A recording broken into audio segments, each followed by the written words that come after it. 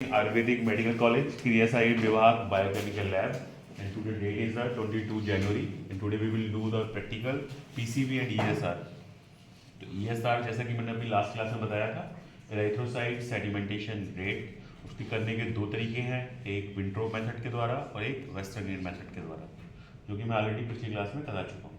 ठीक है, Westergaard method से आज हम निकालेंगे पीसीबी. तो बेसिकली पीसीबी होता क्या है? PCV is packed cell volume, packed cell volume, right.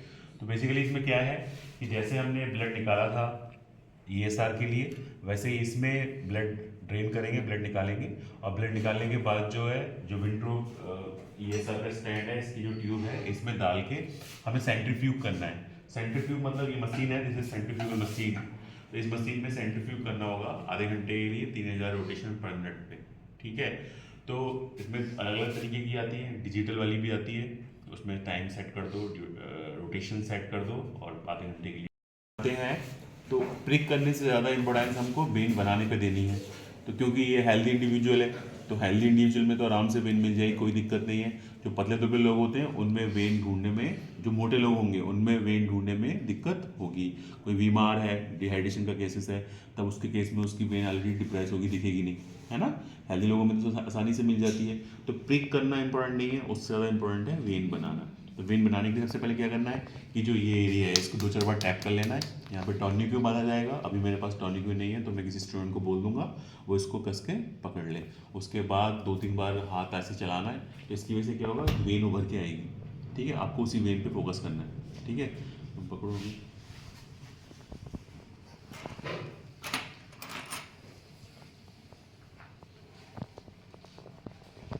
विकास, इसमें फ़ोन चला के लाइट फेंकना ज़्यादा. देखो, जब भी हम कभी साफ़ करते हैं, इसको स्टेराइल करेंगे तो हमेशा एक डायरेक्शन में साफ़ करना है. ऐसे करके look at me how I am doing. इसको सिर्फ एक डायरेक्शन में साफ़ करना है, आगे पीछे नहीं घुमाना है इसको. वो क्यों? क्योंकि एक डायरेक्शन में क्यों साफ़ करना है? एक डायरेक्शन में साफ़ करने, अगर हम आगे पीछे घुमाएंगे, सपोज वहाँ कोई इन्फेक्शन है, तो वो इन्फेक्शन आगे पीछे होगा. हम इन्फेक्शन करना नहीं चाह रहे हैं, इन्फेक्शन को दूर करना चाह रहे हैं, क्योंकि इसमें स्पिट लगी हुई है. तो जब भी कभी हम साफ़ करेंगे स्वैप से, तो एक डायरेक्शन में साफ़ करेंगे. ठीक है. उसके बाद कुछ सेकंड के लिए रुक जाएंगे, जब तक कि जो ये स्पिट है एवोपरेट ना हो जाए. जब भी कभी हमें ब्लड निकालना है, तो ये जो हमारा हाथ है, इस हाथ से हम स्किन को कस के टाइट करके पकड़ लेंगे. क्यों? अगर स्किन टाइट नहीं होगी तो जब मैं पंच करूँगा तो स्किन जो है वो लूज़ होने की वजह से ये नीडल जो है आगे पीछे लूज़ हो सकती है. हाँ,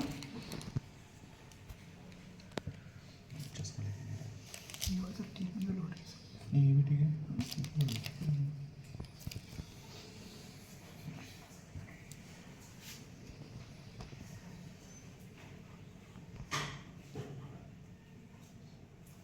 छोड़ो, पकड़ पकड़ ड्रेन करो. काफ़ी आराम से, आराम से.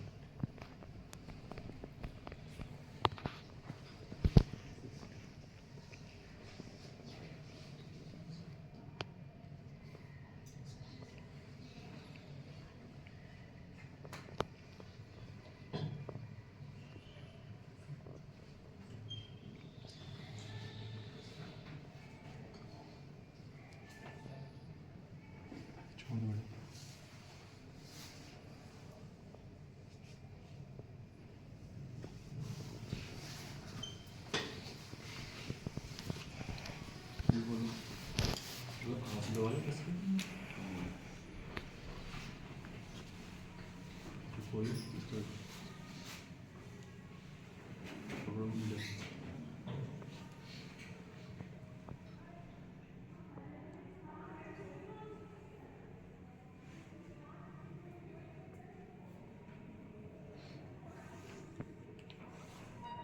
तो ये ब्लड हमने निकाल लिया ईएसआर के लिए, और वो हम डालेंगे पीसीबी के लिए.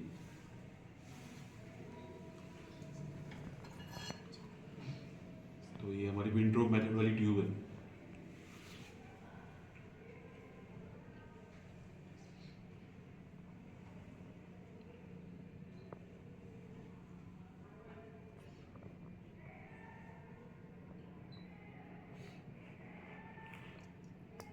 तो ये हमने 100 मार्क तक इसमें ब्लड ले लिया. ठीक है.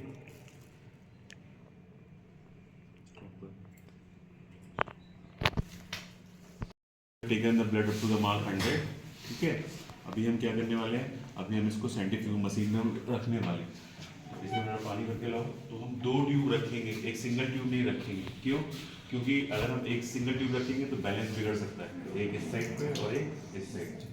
उसके बाद हम ये सेंट्रीफ्यूगल मशीन लगाएंगे स्विच में कहीं। तो अब हम ये जो रखेंगे हमारे पास है, इसको सेंट्रीफ्यूगल मशीन में रखने वाले हैं। ठीक है, तो ये सेंट्रीफ्यूगल मशीन में एक तो हमने ब्लड का सैंपल ले लिया और एक हम खाली भर के रख रहे हैं ताकि इसका जो बैलेंस है वो मेंटेन रहे।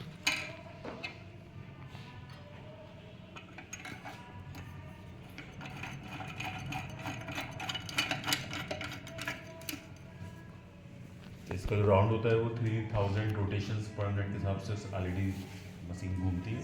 तो इसको हम 30 मिनट के लिए रोटेट करेंगे। ठीक है,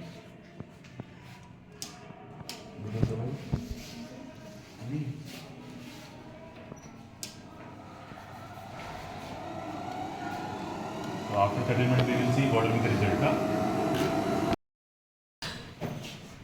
So we have done the PCB. The PCB the full form is packed cell volume. Packed cell volume क्या बताता है ये बताता है कि हमारे सैंपल के अंदर कितनी सेल है। कौन सी cell? Of course blood cell. So blood cells 3 तरीके की होती है, कार्ड सेल्स, आरबीसी, डब्ल्यूबीसी और प्लेटलेट्स। जो डब्ल्यूबीसी की नंबर्स है इट इज 2000, है ना, 12000 से मैक्सिमम 412। और जो आरबीसी है उसकी जो नंबर है वो 50 लाख। जो प्लेटलेट्स है उसकी जो नंबर है वो 1.5 से 2.5 लाख। ठीक है, तो एक 50 लाख में है, एक सिर्फ लाख में है और एक 1000 में है।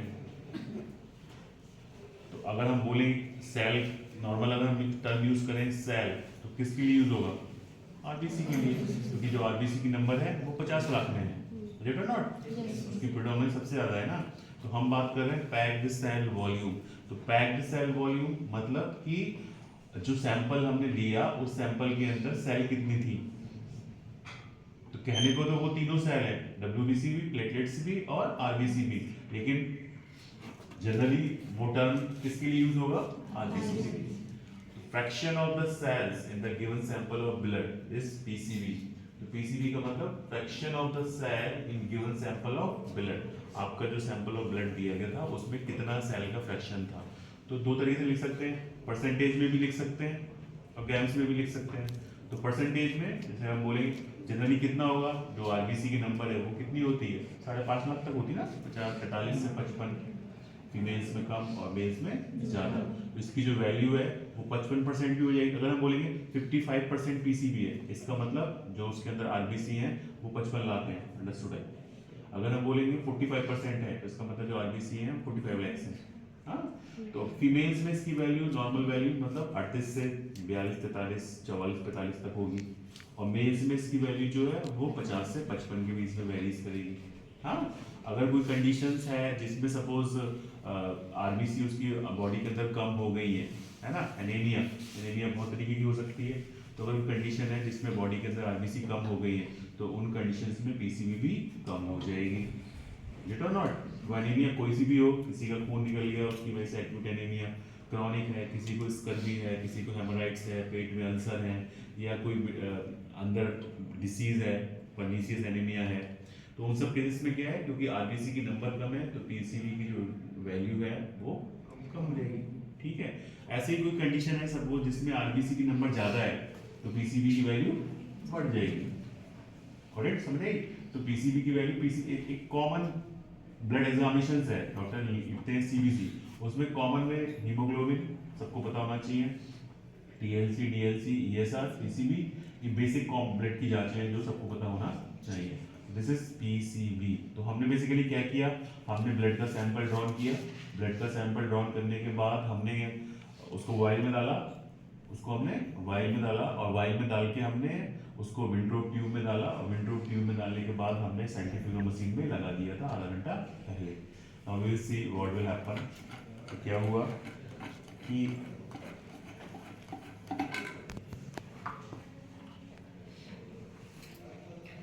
ये ऊपर दिख रहा है आपको एक्स्ट्रा कलर का, ये प्लाज्मा है। क्या है? प्लाज्मा। उसके नीचे अंदर जो नीचे पूरा ब्लैक ब्लैक दिख रहा है ये जो है आरबीसी है। और बीच में हल्का पीला है। अब मैं ये ट्यूब सबको पास कर दूंगा, सब आराम से देख लेना। बीच में हल्का पीला है वो WBC है। हाँ, टेढ़ा ये है क्योंकि ये टेढ़ी रखी हुई थी इसलिए ये टेढ़ा हो गया। हाँ, अब एक और हम चीज कंडीशन लेते हैं कि हम बिना वायल के अंदर डाल के ब्लड को सीधे सेंट्रीफ्यूज कर देते तो क्या होता। अभी हमने ब्लड को वायल में डाला और वायल में डालने के बाद हमने सेंट्रीफ्यूज किया तो हमें ये मिला, ऊपर प्लाज्मा मिला, नीचे सेल बैठ गई। अगर हम डायरेक्टली ब्लड निकालते और डायरेक्टली ब्लड निकाल के डायरेक्टली इसके अंदर डाल के सेंट्रीफ्यूज कर देते तो क्या होता, तो क्या होता, तो हमारे सीरम में अलग हो जाता क्योंकि ब्लड पूरा कोगुलेट हो जाता ना। अभी ब्लड कोगुलेट क्यों नहीं हुआ, क्योंकि वो वायल के अंदर एंटीकोगुलेंट था। अगर हम जो थे क्या कहते हैं विदाउट एंटीकोगुलेंट डायरेक्टली ब्लड निकाल के डालते तो सीरम अलग हो जाता और RBC WBC थ्रेड जो क्लॉट था वो अलग हो जाता, क्योंकि हमने एंटीकोगुलेंट वायल में डाल के डाला है तो इसलिए ऊपर प्लाज्मा है ना कि सीरम। दिस इज प्लाज्मा, नीचे जो बैठी हुई है वो RBC है, बीच में एक हल्का सा लेयर है that is buffy coat, that is WBC। समझ आ गया? तो दिस इज PCV। तो what is PCV? This is the pack cell volume. इसकी नॉर्मल वैल्यू कितनी होती है? 45 से 55, 55 50 55 मेल में, 38 से 42 45 तक फीमेल्स में। जनरली क्या बताती है? ये बताती है कि आपकी ब्लड के अंदर सेल्स का फ्रैक्शन कितना है। ठीक है, समझ आ गया? हाँ, गॉट इट। तो ये एक एक करके सब घुमा लो। हमने 2 साथ रखी थी, क्यों? क्योंकि हमें इसका जो बैलेंस था वो मेंटेन करना था। फाइन, ठीक है। तो ये एक एक करके सारे बच्चे देख लो और किसी को करना है तो कर लेना।